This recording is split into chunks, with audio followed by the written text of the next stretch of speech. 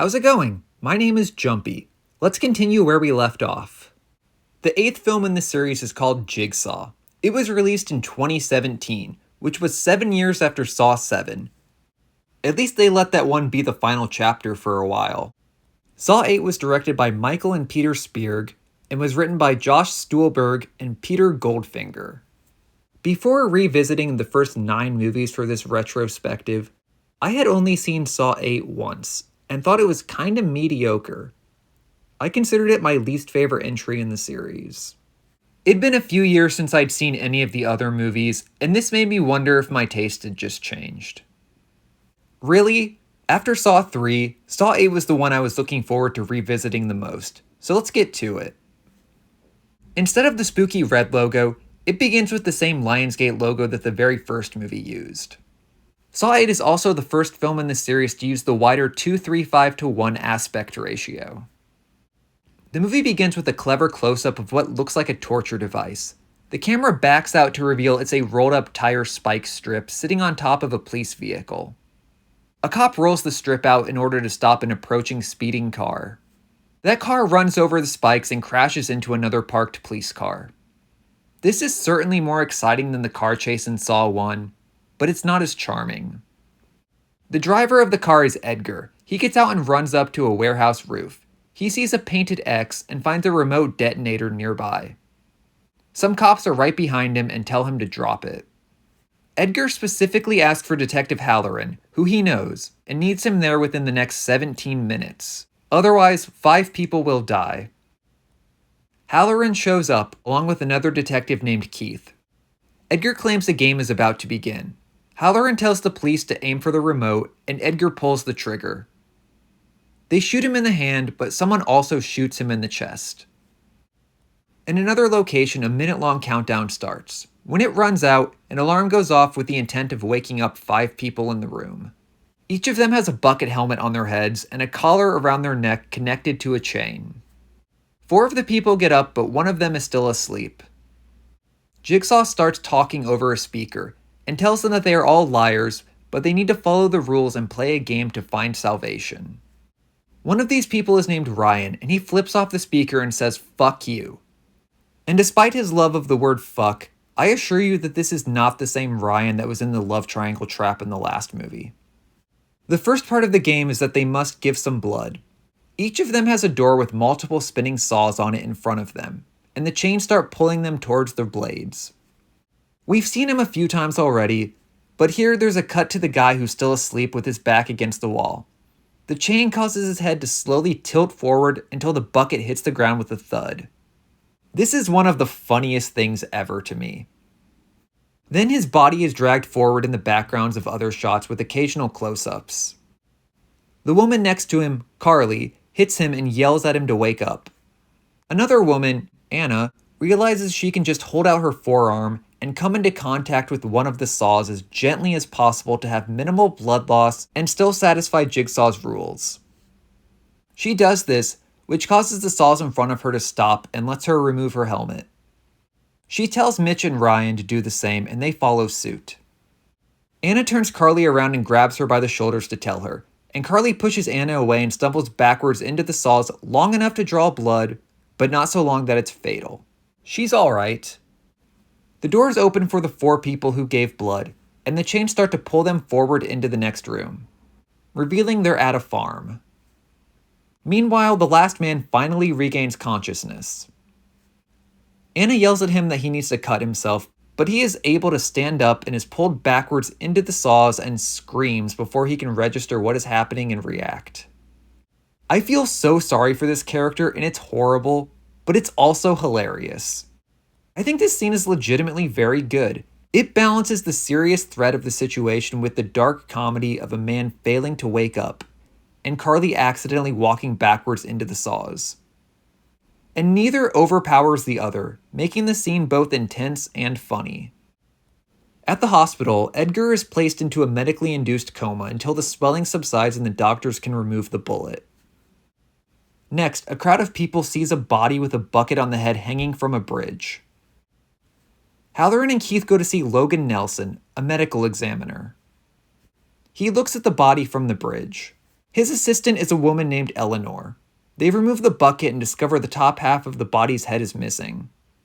Eleanor sees a jigsaw piece cut out of the body's neck and suggests it could be a copycat, since it's been a decade since John died.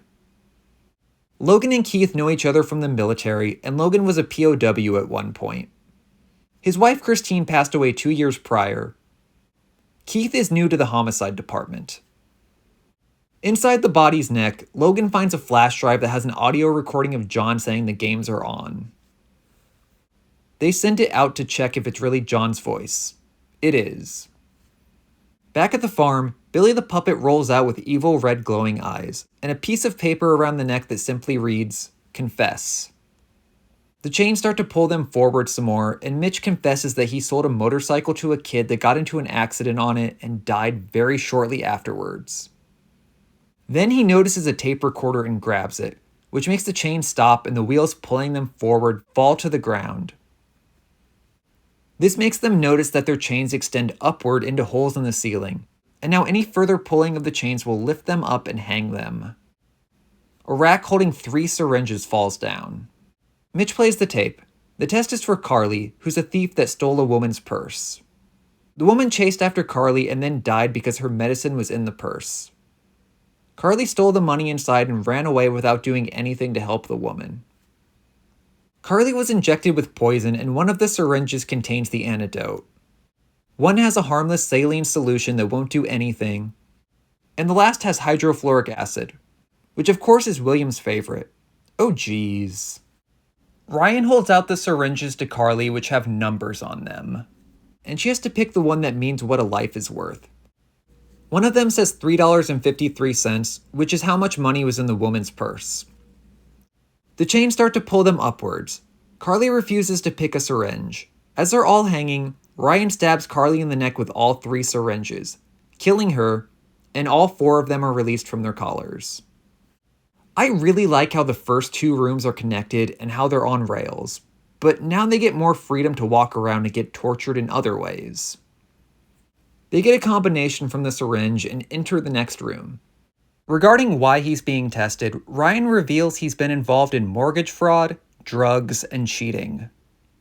Anna says her husband fell asleep and rolled over on their baby, killing the child. Inside the room, there are giant arrows pointing to a giant door. There's also a smaller door with no exit written on it as a fate's warning. Ryan sees it, which is accessible by walking across an elevated deck. He tries to break the lock with a shovel, and his leg falls through the wood and gets trapped in multiple sets of wires. It's an effective jump scare. Mitch finds a tape recorder near some wires.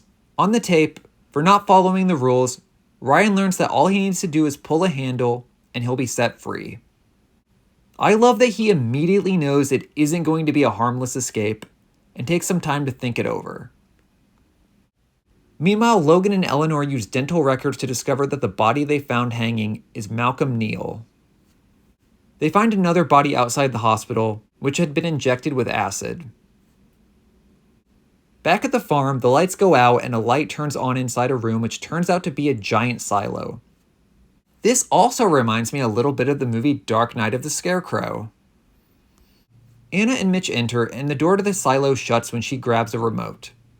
There's a recording of Billy the puppet saying that they'll be buried alive if Ryan doesn't pull the lever. What's interesting here is that the tape Ryan listened to didn't specify who was in the trap, but the recording here acknowledges it's Ryan. There's another TV by Ryan so he can see this as well. When it ends, he sees live security camera footage of Mitch and Anna in the silo. Grain starts falling and filling the silo. Now it reminds me a lot of the movie Dark Night of the Scarecrow. They plead for Ryan to save them, but he can't do it. The grain stops temporarily when they're almost buried up to their necks. Then something amazing happens. A pitchfork, saw blades, knives, a shovel, and then some needles start falling down the chute. Well, now it reminds me a little bit of The Naked Gun 2.5, when Frank Drebin's hands are tied behind his back, and he tries to escape by rubbing the rope against a metal shelf. And all the various items on top of the shelf, including a baseball bat, billiard balls, a bowling ball, and an anvil, fall onto Dr. Meinheimer's head. The scene in Jigsaw is equally cartoonish. Some land perfectly and stay upright in the grain. One of the knives gets Mitch in the shoulder, and the needles get Anna in the arm. After that, many more weapons start falling, including some sickles. Ryan finally pulls the lever, and the sets of wires completely cut through his leg in 3 places, which is also very cartoony. The grain silo door opens up, freeing Anna and Mitch, as well as opening the giant doors with the arrows pointing at them. Halloran questions Eleanor about Malcolm's murder because she posts on a website called Jigsaw Rules.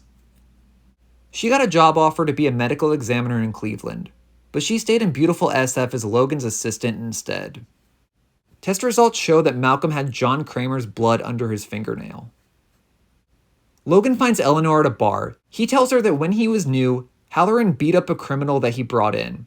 The criminal's lawyer got the original charges dropped, and then the guy killed a kid the next day. Eleanor has a studio that's dedicated to her love of Jigsaw. She takes him there. Inside there are replicas of some of the series' traps, as well as a new one that we've never seen before.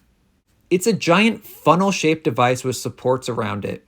The bottom hole is suspended a couple feet in the air. Eleanor says she built the device from Jigsaw's blueprints, and it was supposed to be used in his very first game.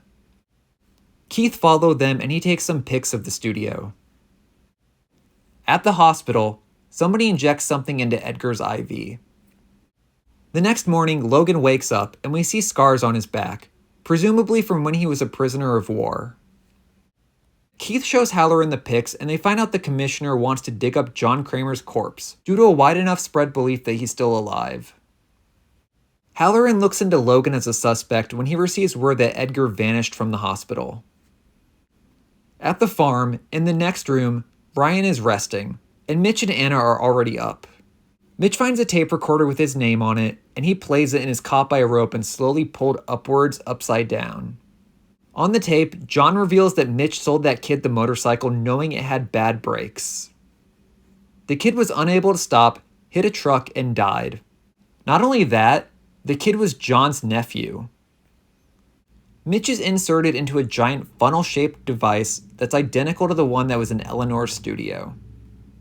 On top of the device is a different motorcycle, but it uses the same engine as the one on the bike he sold to John's nephew. The rear wheel is positioned on the circular track, so that it will spin the device's funnel body as well. Inside the body is a long spiral blade that's painted red and runs all the way down and gets increasingly more narrow. It's your funnel roll, Mitch. The rope lowers him down into the device, and he needs to pull the brake that's positioned at the bottom of the funnel to stop the device's spinning spiral blade. He's unable to do this and is killed.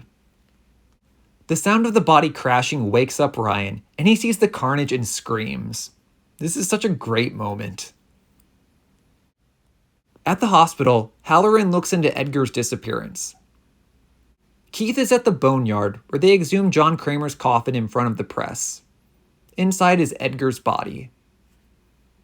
They raid Eleanor's studio and find a hidden room with a body that's been chopped up through a funnel device. Keith, who's working for internal affairs, goes to arrest Logan at his home. Logan says that he was framed and suggests it's Halloran behind all of this, because of his connection to each of the 3 bodies they've discovered. Logan spoke out against Halloran before to the press, and he blames Halloran for what happened to his late wife, Christine. Since the doctors never got to remove the bullet in Edgar's chest, Logan gets the idea to go to the morgue and take it out now, and compare it to Halloran's gun. They do just that, and it's a match. Keith drops Logan back off at his house and tells him to stay put. Logan tries calling Eleanor, but she already snuck into his home and pops out of the shadows. She found the farm where the game is being played. She has a gun and suggests they go to save the remaining 2 participants.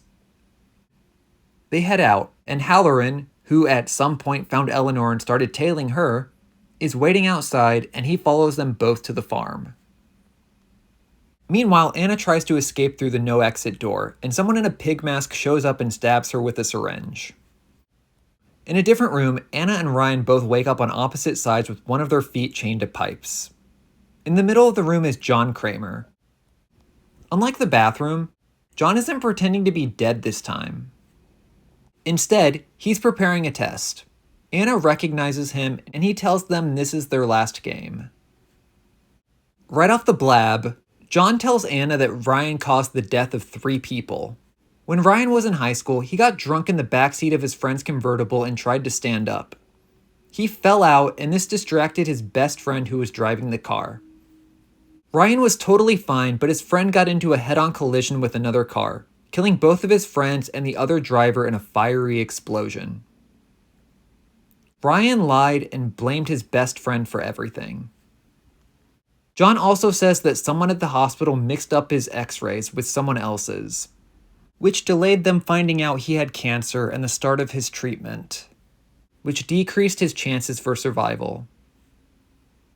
John lived next door to Anna and her husband Matthew, and they were there for him during his chemotherapy. Because he overheard Anna yelling at the crying baby, John pieced together that Anna suffocated her child and then moved the child onto the bed next to the sleeping Matthew. Right off the mat, he's blamed for rolling over onto the baby. Eventually, Matthew hanged himself in a hospital because he thought he was responsible. John pulls out a shotgun and tells them that they have it backwards. He loads it and tells them the shell is the key to freedom. He puts the gun in the middle of the room and leaves. Anna goes for the gun because she thinks she needs to kill Ryan to win. And Ryan says they should stop and think it over. Anna pulls the trigger and the gun backfires, killing her. Ryan notices that the shotgun shell contained both a green key and a yellow key inside. One for each of their locks, and they're now broken, bent, and unusable. He tells Anna's body that they could have gotten away and says he's sorry. It's a really sad moment. Logan and Eleanor arrive at the farm, which is owned by Jill Tuck's family. They enter and Halloran is right behind them. At Halloran's house, Keith finds 4 jigsaw pieces cut out of victims' bodies in the freezer. He asks a tech to track Halloran's phone. Halloran catches up to Logan and Eleanor inside. Eleanor gets away. Halloran and Logan get into a struggle in which Halloran is victorious. When going after Eleanor, someone shows up and stabs him in the back with a syringe. And he's Halloran back, "Ah!" Logan and Halloran wake up in a room with collars around their necks that have multiple laser cutters attached around the entire circumference. And also what's essentially a metal leash that's keeping them from running away. John's voice plays on the speaker telling them that they're the last 2 people in the game, that the lasers are really fucking sharp blades, and that they can live if they confess something they've done that's punishable by death. There are 2 buttons in front of them to determine who goes first. Halloran volunteers and then presses Logan's button. Logan's pulled back and his lasers turn on and point upwards. The beams around the circle slowly and incrementally start aiming inwards towards his head. Logan admits he was the person at the hospital who mixed up John's x-ray. The lasers don't stop. When they're pointed horizontally at him, blood erupts from his neck and he falls to the ground. Now it's Halloran's turn. We get a cool POV shot where he looks up and sees the holes that the lasers cut into the ceiling.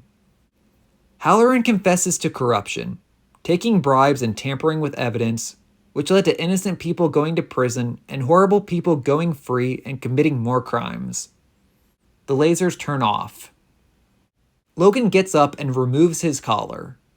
We see that his lasers aren't actually cutting lasers, and there's a close-up that shows his collar is lined with fake blood. Halloran is understandably confused and gets an explanation. Logan is responsible for everything that's been going on currently, and he now has a recording of Halloran confessing to corruption. 10 years ago, when Jigsaw was alive, there was a game at the farm, and this is what we've been seeing throughout the movie. Ryan and Anna's decayed corpses are still in the room a decade later. It turns out that the guy who didn't wake up until the last moment in the first room was Logan himself.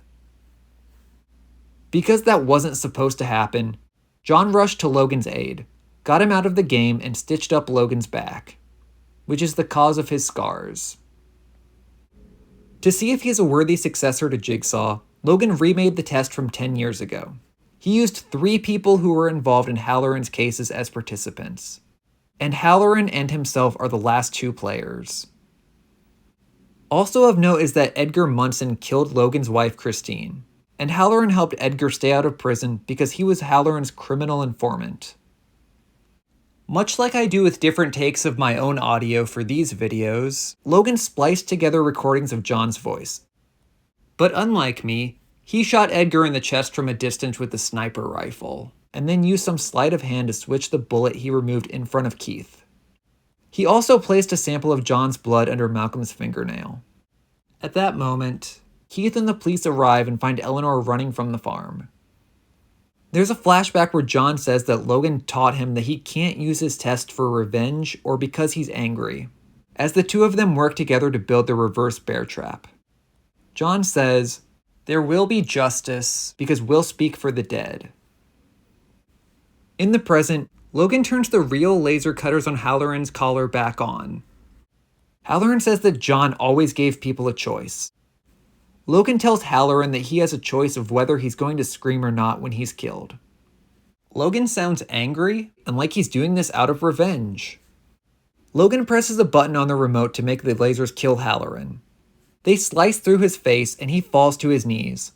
And his entire head splits apart in multiple pieces like a flower blooming, which is absolutely disgusting and reminds me of the scene with the dog from John Carpenter's The Thing.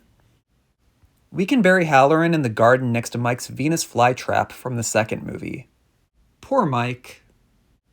Logan and Halloran have been at it for years, so it's good they finally put an end to their strained pun. I mean, their strained relationship. I was right the first time. Logan says, "I speak for the dead," and slams the door shut. I enjoyed this movie, and I can safely say it's the one that's grown the most in terms of how much I like it. It's a fun watch. It gets ridiculous, which isn't completely new for the series, but it doesn't detract from the seriousness of the film. The humor works really well. I like some of the twists, especially that Logan is the guy in the trap who didn't wake up until it was too late. And there's also some good foreshadowing. However, I never really believed John was still alive, even when the movie begged me to accept it. I always knew there was some other explanation, even if I couldn't predict it, and it's interesting going along and seeing what it is. The filmmakers aren't just trying to emulate the old style, and Saw 8 has a different look and feel to it, and the editing isn't quite as frantic. At this point in the series, it's good to see something a little new. Despite all the good things I have to say about Jigsaw, I still think this is one of the lesser entries in the franchise. I would put it a little above Saw 5 and right below Saw 7. It's not quite as compelling as my favorites, but overall it's a solid film, and I'm really glad they didn't stop with the final chapter. I'm giving Jigsaw a 6 out of 10. The 9th film in the series is called Spiral, from the Book of Saw. It was released in 2021, 3.5 years after Jigsaw. I somehow avoided hearing anything about this movie until after it was already released. For Saw 9, DLB himself, Darren Lynn Bousman, returns as director, and the screenplay was done by the duo who wrote Jigsaw. Also, like Jigsaw, Spiral is presented in a 2:3:5:1 aspect ratio, and features the same Lionsgate logo that the first movie used. It begins at night on July 4th, and people are shooting off fireworks to celebrate Independence Day. It wasn't enough that the first movie ripped off David Fincher's Seven. This one has to rip off Zodiac. I mean, I wouldn't be surprised if the similarities continue and someone gets murdered by a serial killer next, and then they try to find out who did it. In a crowd, a cop named Boswick sees a man steal a woman's purse. He tells the woman, "Out of my way," as he passes her. Boz chases the thief underground down a manhole. There are some Dutch angle shots here. While they're not the most creative way to create a foreboding atmosphere, I like them occasionally, and they're not bad in this scene and a few other times throughout the movie. Eventually, he finds a seated mannequin and gets ambushed from behind with a chloroform rag. He wakes up in a trap positioned in the middle of a subway track. He's standing on top of a stepladder with his tongue in a device that's hanging from the ceiling. A TV starts playing a video in which someone in a pig mask with a distorted voice, and I don't like this voice, it's a little annoying, tells Boz that he has 2 minutes before a train will come. He's lied in court many times to send innocent people to prison, so he needs to step off the ladder and rip out his tongue. He finally tries to go for it at the last moment, but it's too late and the train hits and kills him.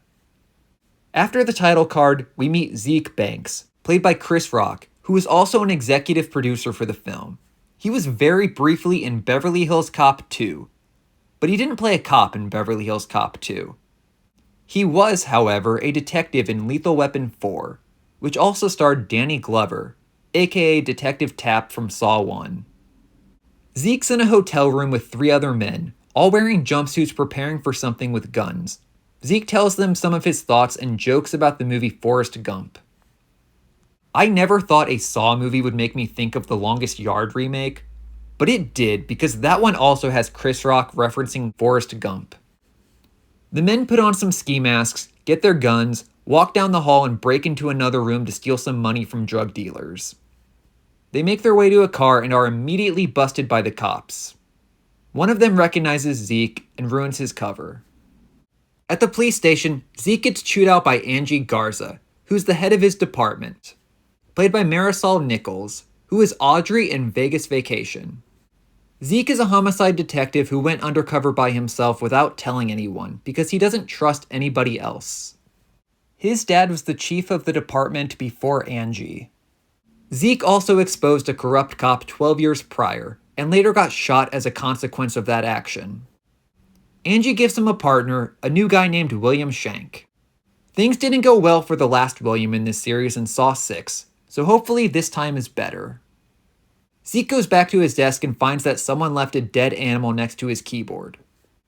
Right off the rat, he pushes the rodent into the trash with his coffee mug. Zeke is resistant to the idea of a partner, but William tells him that he wanted to do everything because of Zeke's dad.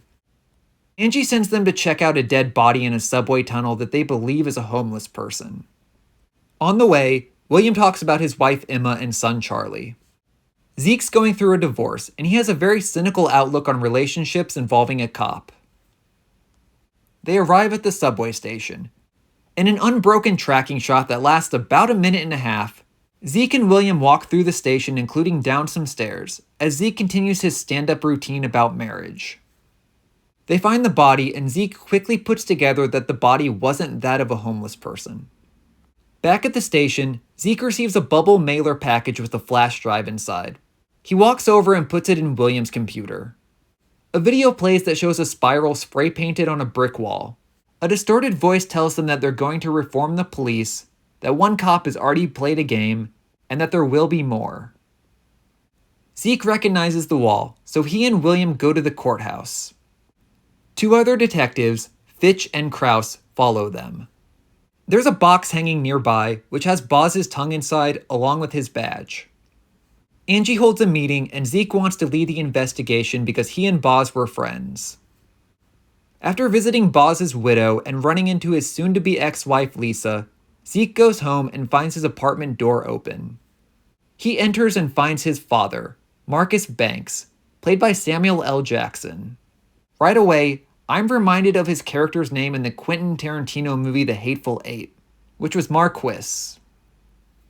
Jackson always has great presence, and I really like seeing him here. Marcus is the building's landlord, but they rarely ever talk or spend time together. However, Marcus dropped in to see how his son was doing after Boz's murder. Back at the station that night, they're all working on the case, and there are a couple of pictures of John Kramer on an evidence board and on a table, which is the only time we see him in the movie.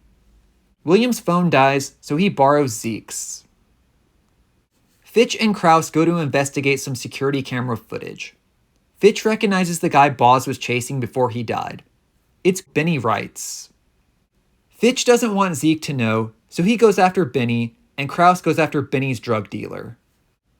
Inside an abandoned factory, there's a creepy scene where Fitch looks for Benny. He gets knocked out with chloroform and wakes up in water with devices on his head and fingers. And a tape starts playing. But it cuts away to a phone call, where William tells Zeke that Boz was corrupt and often lied in court, which Zeke didn't know about. For the first time in a long time, Zeke and his dad had plans to have dinner together, but Marcus isn't in his apartment. We briefly got to see him get out of a car with his gun a few minutes earlier in the middle of the scenes with Fitch and Krause. So he's doing something. There's a flashback in Marcus's apartment to when Zeke told everyone about a corrupt cop named Pete. Zeke wears a backwards hat like John did in Saw 7. Marcus isn't happy that his son went to the press without talking to him. A news reporter shows up, and Marcus hits the reporter in the face with the door and bloodies his nose. The next day, there's another package with a flash drive for Zeke. It has a video on it of a truck and a pig puppet dressed in a police uniform, holding a gun and then lifting it up. It's Angie who knows the place this time, and they go and find a box with Fitch's fingers and his badge. Despite his last Fitch effort, he didn't make it out of his trap. I could have made that same joke with Mitch's name when he died in the last movie, couldn't I have? There's another flashback here. After Zeke turned in Pete, he asked for backup. Fitch was the closest to the scene but ignored it. As a result, Zeke got shot. Marcus arrives and pushes Fitch against the wall and then hits him in the face with a gun. Fitch also pulled over and shot a person simply because they flipped him off. Zeke goes after Benny's dealer. He conducts business by lowering a paint can out of his window. People put in money, then he pulls it back up and then sends down the drugs. Zeke poses as a customer and sends up an exploding dye pack as a distraction so that he and William can enter the dealer's apartment. The man fires off a submachine gun. Again, that's my Resident Evil knowledge talking. And Zeke knocks him into a table, breaking the dealer's leg. Zeke takes a selfie of himself with the dealer's broken leg and then pours alcohol over the wound and hits it with a bottle to get information. What the fuck, Zeke? This shows he's not always as clean as we thought, and this scene is uncomfortable. The dealer tells them he hasn't seen Benny in a couple days and heard that he overdosed. Zeke thinks Benny is dead and that whoever's doing this isn't a Jigsaw follower, but someone acting independently for their own reasons. William asks Zeke if he has any enemies, so they pay a visit to Zeke's former partner Pete. There's a flashback here that shows more details than an earlier one. Pete went to a witness's apartment, and the witness said that he could identify a police officer that threw a person from a roof. Pete then shoots the unarmed witness and plants a gun. Zeke hears the gunshot and runs to see what happened, and he strongly doubts Pete's story that the man would pull out a gun. In the present, Pete says that Article 8 was in effect when that happened, which let cops do what they wanted with more freedom. That's a scary thought. Zeke returns to his dad's place that night, and there's no sign that Marcus has been back and he isn't answering his calls. The next day, they get another package, which contains the pig puppet in a human skin blanket. There's a riddle inside that asks if they've gotten under Zeke's skin, and that they'll take his head when he's trying to find out which cop is next. Zeke looks at the back of the skin and sees a tattoo with the name Charlie on it, which matches one on William's arm. And there's some vertical cutting to show Zeke screaming internally. There's also a really tiny paint bottle inside from the Constantine Hobby Shop, which was a store that Zeke's father took him to when he was a kid. It's now a butcher shop, and they go there and find a skinned body inside. Angie returns to the station and receives text from Marcus telling her to check out a particular cold case file in the basement. When he's driving, Zeke gets a call that a cop has been attacked. He arrives and finds that someone in a pig mask stabbed a random uniformed cop in the arm and then ran away. The cop doesn't know why he was attacked. Zeke figures out the other part of the riddle, and that "I'll take your head" means they'll go after the head of his department, Angie. He rushes back to the station and leaves the uninformed cop. Angie is now in the basement and enters the cold case room, which has a door that was manufactured by a company called Vincent and Jules, which is, without any doubt, a nod to another Quentin Tarantino movie, Pulp Fiction, in which Samuel L. Jackson played a character named Jules. Someone in a pig mask is in the room, and the door to the room shuts and locks Angie inside. They then start throwing tear gas canisters on the floor near her, much to her chagrin. They knock her out and she wakes up in a trap. She's strapped to a table with her head covered. A pipe starts pouring hot wax on her face. She has a blade on her neck and she needs to sever her spine to pass the test. It looks like it hurts, but she's already been through worse and survived, like the sunroof trap in Vegas Vacation. Zeke makes it to the basement, but he's too late to save her. He asks them to lock down the building and looks at the security cameras. Someone deleted footage and they can't find out exactly who, so they look at everyone who logged in, and one of those is Pete's old account. Zeke goes back to find Pete and tries calling his father again, but he's ambushed by someone in a pig mask and taken down with chloroform. We now see what happened to Marcus after he got out of his car a few nights earlier. After he entered an abandoned building and followed the spirals, he found a message asking if he wanted to play a game. Of course, we all know he's going to get knocked out with chloroform eventually, but the scene is drawn out and creepy enough that it works. Zeke wakes up handcuffed to a pipe with a saw on the ground nearby. He tries the chain first and briefly considers cutting his arm before he sees a hairpin on the floor that he slides toward himself and uses to unlock the cuff. I really like this part. It's a good callback to the first movie. Also, he didn't do it, but it's just a scary idea of unnecessarily doing something terrible out of desperation, because you missed something obvious right in front of you. He gets up and walks over to the other masked person in the room, who's standing on a crate with chains around them that keep both of their arms raised. Zeke removes the mask and finds out it's Pete. There's a tape recorder around his neck.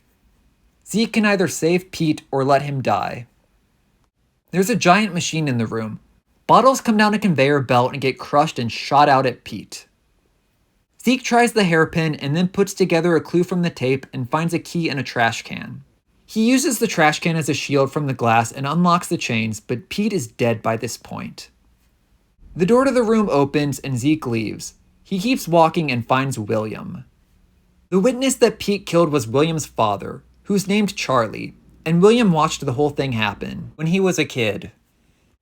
Zeke noticed Kid William and put a finger up to his lips to tell William to keep quiet, so that Pete wouldn't know William was there and witnessed it. William doesn't actually have a baby, and the skinned body in the butcher shop was Benny. William gave him a matching tattoo.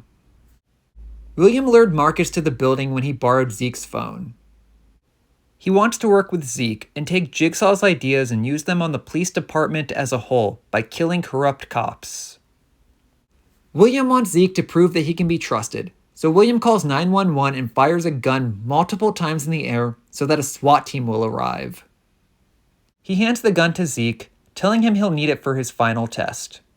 William leads Zeke to another room where Marcus is suspended from a harness with metal braces on his arms and legs, and many tubes slowly draining blood from his body.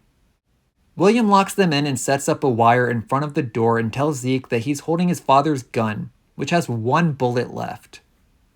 Zeke needs to shoot a target with the last bullet to save his father's life. Marcus was in charge when Article 8 was in effect, with Angie as his second in command. Cops became more corrupt, and innocent people died in an attempt to lower the crime rates. Marcus pleads with Zeke to just let him die and kill William instead. William taunts them by saying that cops always immediately shoot before asking questions. Zeke shoots the target and frees his father. Now that they're in the building, the SWAT team hears the gunshot. William starts to get away and enters an elevator, but Zeke chases after him and starts to beat him up. The SWAT team begins sawing through the door to enter, but Marcus tells them not to come in with what little energy he has left, and it's reminiscent of Eric Matthews at the end of Saw 4, although there aren't any blocks of ice this time. William placed a wire by the door, and the SWAT saw cuts through it, which causes a device to start. It lifts up Marcus's body like a marionette. Zeke runs out and gets down on his knees with his arms behind his head. Then the metal device on Marcus's right arm activates, and a gun slides out, and the string pulls his arm up to aim at the SWAT team. The movie cuts to the video William made earlier showing the pig puppet do the same motion. The SWAT team then shoots Marcus many times, and William is in the elevator and puts a finger up to his lips to tell Zeke to keep quiet, and he gets away. It's a clever parallel, where both Zeke and William got to see their fathers being killed, and the other was there and did the same hand motion. This ending is terrifying. Much like Saw 6 did with healthcare, the movie isn't subtle in its social commentary. I would rank this a little below Jigsaw. It's a police procedural that doesn't do anything unique, but I was invested and it worked for me. Before this happened, I didn't expect Chris Rock or Samuel L. Jackson to show up in a Saw movie, and I'm really glad they did. I'm giving Spiral a 6 out of 10. Thank you so much for watching. There's one more video left in this retrospective series. I hope to see you there.